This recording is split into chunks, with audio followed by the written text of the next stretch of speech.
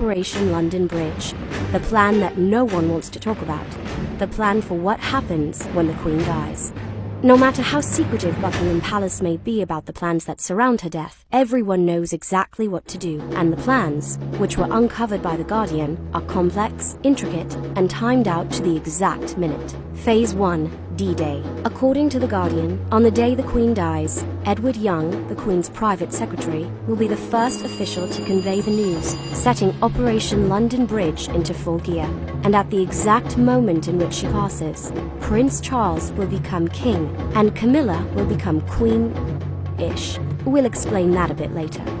On a secure line, Young will directly inform the British Prime Minister that London Bridge is down, and the news of her death will be distributed to various heads of state before it is disclosed to the general public.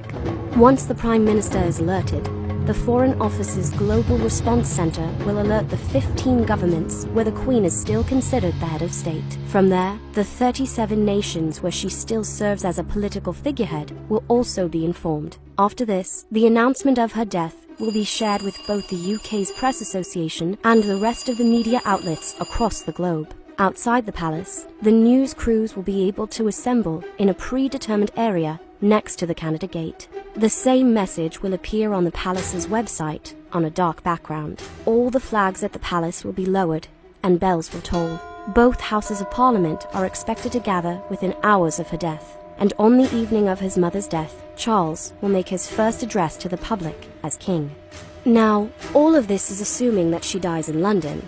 If that's not the case, here's how things will play out. Scenario 1. If the Queen dies abroad, the royal equivalent of Air Force One will fly a coffin to the location of her death, accompanied by the royal undertakers, and return the Queen's body to London. Scenario 2. If the Queen dies at her Sandringham estate in Norfolk, her body will return to London by car a few days after she passes.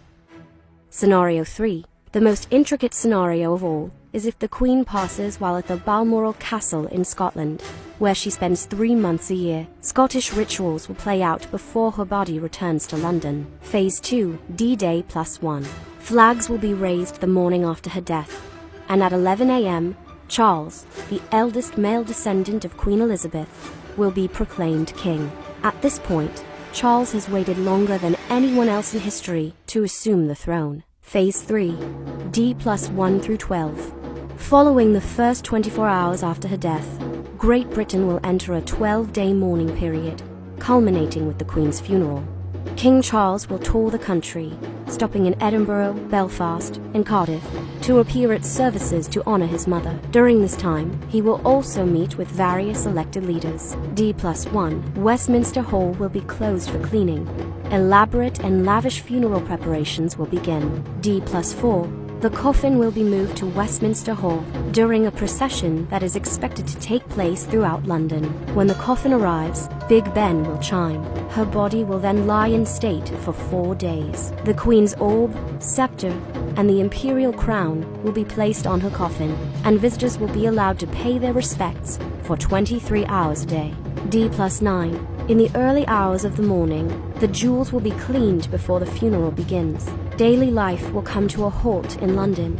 Businesses and stores will be closed. Big Ben will toll at 9 a.m. on the dot, and the bell's hammer will be covered with leather so that the bell rings in muffled tones throughout the remainder of the day. D+12. Her coffin will then be moved into Westminster Abbey, and the funeral will begin by 11 a.m. While the media will be allowed to film the services, the faces of the royals will not be shown during prayers. After the funeral, the same carriage that carried her father will return her body to her final resting place at Windsor Castle. It's an understatement to say the Queen's death will mean huge changes for the House of Windsor. As previously mentioned, Prince Charles will become king. So what happens to Camilla? Most royal experts believe that the Queen's death will technically make Camilla the Queen Consort, but any speculation about her title is just that. King Charles will ultimately make that official decision. The Queen's death will move Charles's eldest son, Prince William, the Duke of Cambridge, up in the line of succession to heir apparent. After that, William's 3 children will fill the line in their birth order. This includes his daughter. Thanks to a 2011 vote by the British Commonwealth, Princess Charlotte will be second in line, following her big brother George. So what does this mean for Prince Harry, Charles's youngest? Back in 2013, before the Duke and Duchess of Cambridge had children, Prince Harry was third in line to the throne. Now, Prince Harry is sixth, followed by any children he and Meghan Markle may have. And last but not least, there's Brexit. The truth of the matter is that the monarch has